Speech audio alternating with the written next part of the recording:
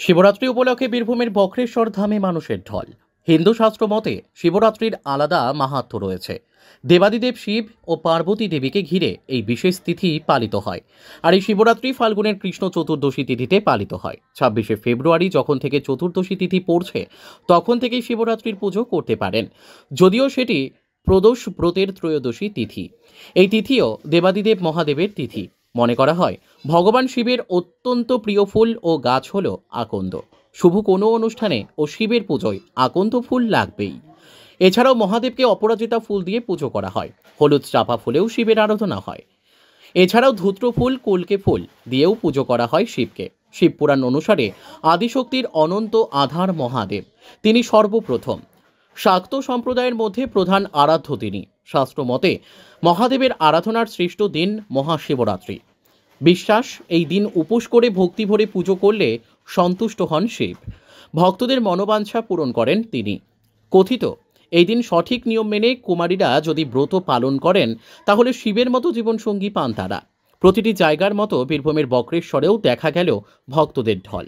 পূজা দিতে আসা ভক্তরা শিবের মাথায় জল ঢালতে ভিড় জমিয়েছে। বীরভূমের বক্রেশ্বরের পুরোহিত থেকে শুরু করে সেবায়েতরা ব্যস্ত পুজোয়।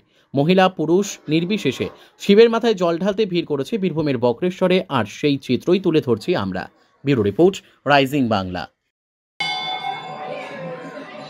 আজ শিবরাত্রির মহা উৎসব। এই উৎসবে বহু ভক্তজন আসছেন এবং তারা পুজো করছেন। সেই পুজোর জন্য প্রচুর ভিড়।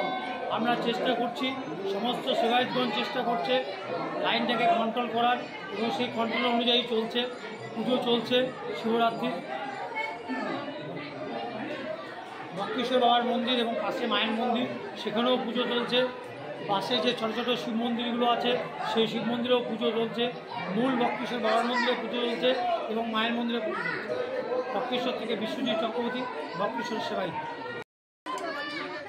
ওম নমঃ শিবায়, ওম নমঃ শিবায়, ওম নমঃ শিবায়, হর হর মহাদেব। পশ্চিমবঙ্গের বিখ্যাত শৈবক্ষেত্র এই বক্রেশ্বর ধাম।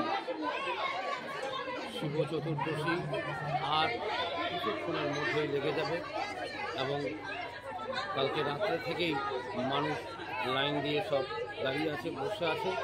ঠিক শিব চতুর্দশী প্রাককালে সমস্ত ভক্তবৃন্দ শিবের মাথায় জল ঢালবে।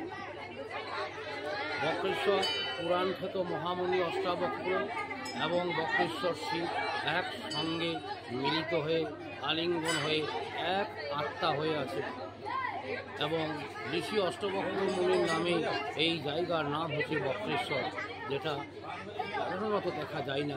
শিবের নামে হয় জায়গার নাম, এবং ভক্ত এবং ভগবান আলিঙ্গন করে এক আত্মায় মিলিত হয়ে গেছে, কিন্তু তাদের প্রকাশ আলাদা। অষ্টবক্রমণি বড় শিবলিঙ্গ হিসেবে পূজিত হয়, এবং ভগবান ভোলেনাথ মহাদেব নিচে ছোট শিবলিঙ্গ হিসেবে পূজিত হয়।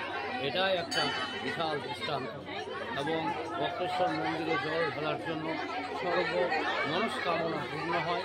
ধর্ম, অর্থ, কাম, মোক্ষ চতুর্বর্গ ফল লাভ হয়। তাই হাজার হাজার মানুষ লাইন দিয়ে দাঁড়িয়ে আছে। আজ, আগামীকাল, পরশু, এখন 3-4 দিন ধরে শিব চতুর্দশী এবং অমাবস্যা উপলক্ষে মানুষ জল ঢালবে এবং পুণ্য লাভ করবে।